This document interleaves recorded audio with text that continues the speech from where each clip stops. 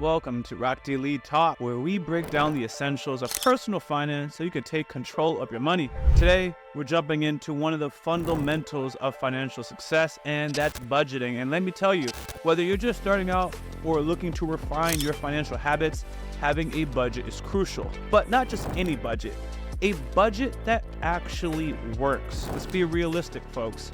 So let's get into budgeting basics and how you can create a plan that's realistic, sustainable, and tailored to your life.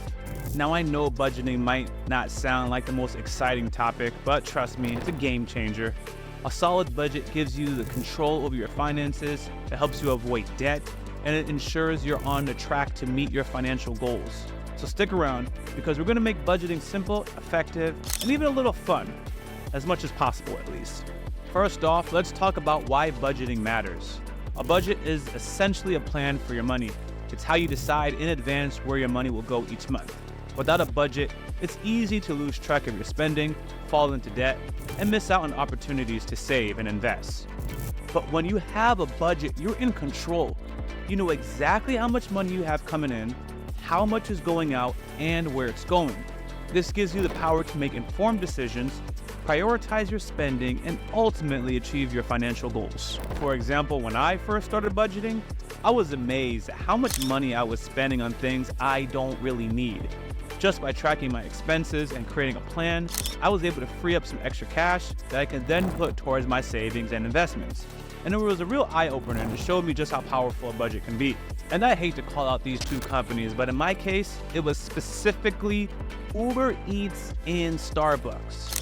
Uber Eats spending a ton of extra money when I could have just meal prepped and or just went to get the food myself sometimes. And in that case, the inconvenience, I just made the food at home and worked on my diet and lost 40 pounds.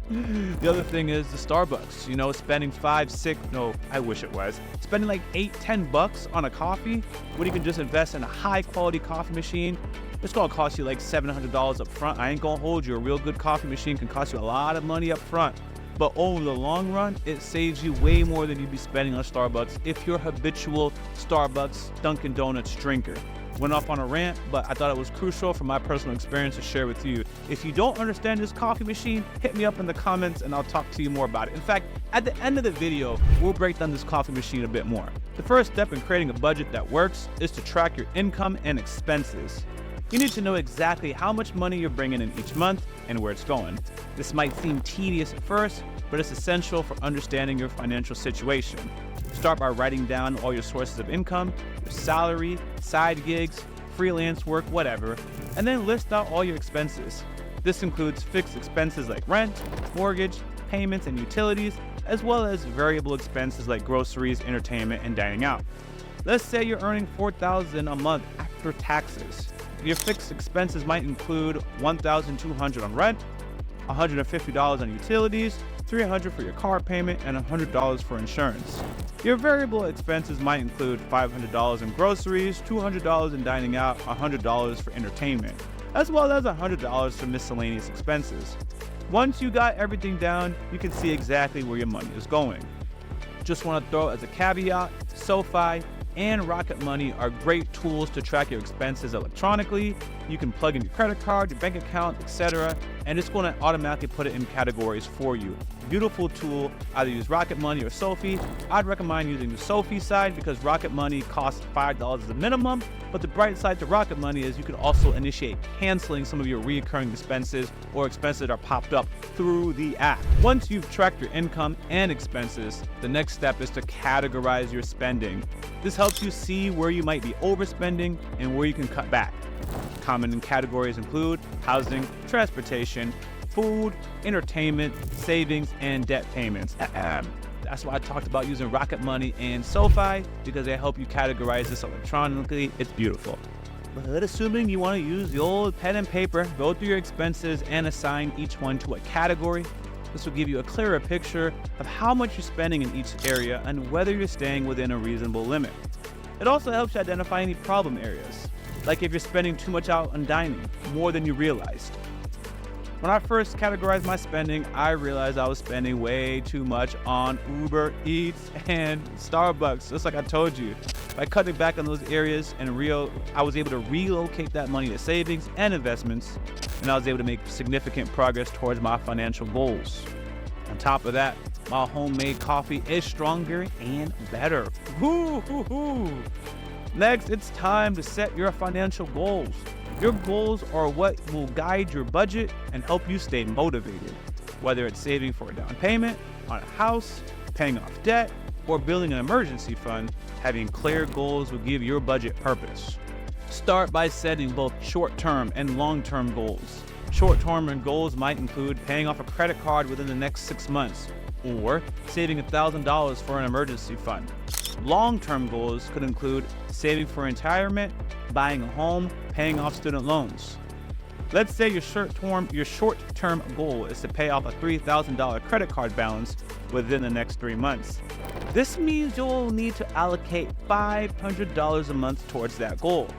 Your long-term goal might be to save $20,000 for a down payment on a house within the next 5 years. By breaking down your goals into manageable steps, it makes it easier to stay on track. Moving on to step 4. Now that you've tracked your income and expenses, categorizing your spending, and set goals, it's time to create that budget. Your budget should be a realistic plan on how you'll spend and save your money each month. Start by listing your income at the top, then allocate funds to your fixed expenses like rent, utilities. Next, allocate your money to your variable expenses like groceries and entertainment. Finally, allocate your money towards your saving and debt repayment goals. Make sure your budget is balanced. Your income should cover all your expenses and have some left over for savings. Let's say you got $4,000 in income. You allocate $1,500 for housing, $500 for transportation, $500 for groceries, $200 for entertainment, and $100 for dining out. $100 for miscellaneous expenses. That'll leave you with $1,100. You then could allocate $500 towards paying off a debt and $600 towards savings. By the end of the month, you've covered your needs, managed your wants, and made progress towards your goals. See, it includes entertainment. You guys can still have fun and be on the budget.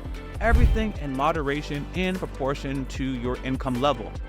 Now for the fun part. Creating a budget is one thing. Sticking to it, that's another. This is where discipline comes in. It's easy to get off track, especially when unexpected expenses pop up and you're tempted to splurge on something you don't really need. But sticking to your budget is crucial if you want to achieve your financial goals. One way to stay on track is to review your budget regularly.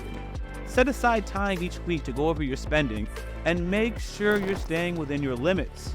If you find that you're consistently overspending in one area, look for ways to cut back and adjust your budget. Uber Eats, Starbucks, I'm looking at y'all. For me, reviewing my budget weekly has been a game changer. It keeps me accountable. It helps me catch any issues before they get out of hand. Plus, it's satisfying to see my efforts are paying off and bringing me closer to my financial goals. I love seeing the lack of Starbucks and Uber Eats on my budget or expenses or on my bank statements. That's the word I was looking for. Your budget isn't set in stone. Life happens. Expenses change, goals evolve, and unexpected costs come up. That's why it's important to be flexible and adjust your budget as needed. If you get a raise, for example, you might decide to allocate more money towards saving or paying off a debt. If you face an unexpected medical bill, you might need to cut back on other areas to cover it. The key is to make adjustments that keep you on track towards your goals. I've had to adjust my budget many times over the years, whether it's dealing with an unexpected expense or changing financial priorities. Being flexible has allowed me to stay on top of my financial goals and continue making progress towards my goals. So, to sum it up, budgeting is all about creating a plan for your money that's realistic, sustainable, and tailored to your life. By tracking your income and expenses, categorizing your spending, setting clear goals, and sticking to your budget, you can take control of your finances and achieve your financial dreams. Remember, budgeting doesn't have to be complicated or restrictive. It's about making your money work for you and creating a life that aligns with your values and goals. So, start today and take that first step towards financial freedom. Thanks for watching, and if you found this video helpful, be sure to like, comment, subscribe, and I appreciate you. See you in the next video.